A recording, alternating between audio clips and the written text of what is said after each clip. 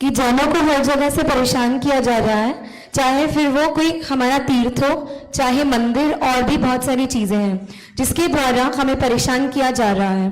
तो गुरुदेव, हम टैक्स वगैरह में सबसे ज़्यादा योगदान है, फिर भी हमारे साथ ऐसा हो रहा है।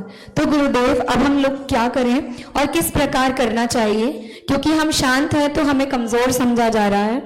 अब क्या करें हम गुरुदेव, और किस प्रकार इसका विरोध करें?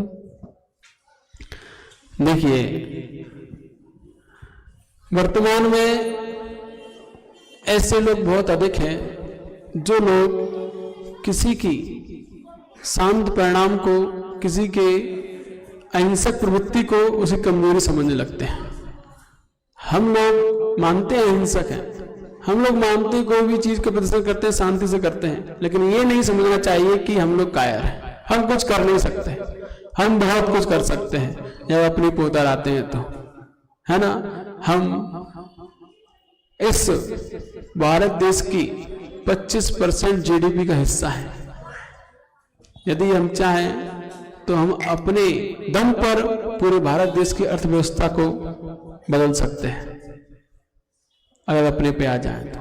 अगर पूरा जैन समाज एक साथ भारत बंद का ऐलान कर देता है, भारत में बिजनेस बंद कर देता है करना, तो पूरे भारत देश की जीडीपी एक साथ गिर सकती है, बहुत बड़ा नुकसान हो सकता है। तो इसीलिए भारत सरकार को चेतना चाहिए, समझना चाहिए कि जिनको वो इग्नोर कर रहे हैं वो कितनी बड़ी ताकत है। उनकी वजह से ही आज ये भारत देश टिका हुआ है।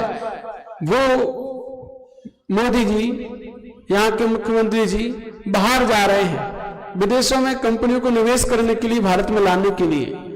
उन्हें ये नहीं पता कि यहाँ के जो बिजनेसमैन हैं, यदि यहाँ के बिजनेसमैनों को उन्होंने अनदेखा किया, उन्होंने अपना बिजनेस ठप कर दिया, तो यहाँ की क्या हालत होगी। तुम बाहर से तो कंपनी को ला रहे हो, लेकिन यहाँ के लोगों को क्या दिख रहे हो। जबकि अधिक से अधिक श्रेष्ठ से श्रेष्ठ बिजनेस यदि कोई चला रहा है तो जैन समाज के लोग चला रहे हैं। बड़ी से बड़ी कंपनियों के मालिक, सीईओ आदि आदि, मुकेश अंबानी के यहाँ पर वो भी जैन ही है। तो हर व्यक्ति, वो जैन समाज का हर व्यक्ति इतना कैपेबल है कि वह चाहे तो आपकी अर्थव्यवस्था को एक सेकंड में गिरा सकता है।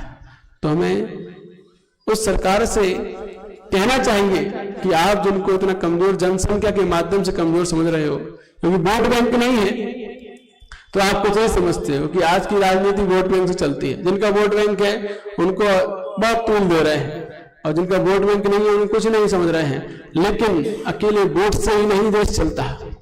आपकी राजनीति चल सकती है, लेकिन देश वोट से नहीं चलता। देश सबके सपोर्ट से चलता है। यदि हमारा सपोर्ट हट गया तो आपका देश बर्बाद हो जाएगा। इसीलिए हम जैनों को अपनी ताकत समझनी चाहिए कि कितनी ताकत है हमारी, किसकी वजह से देश की अर्थव्यवस्था संभली हुई है।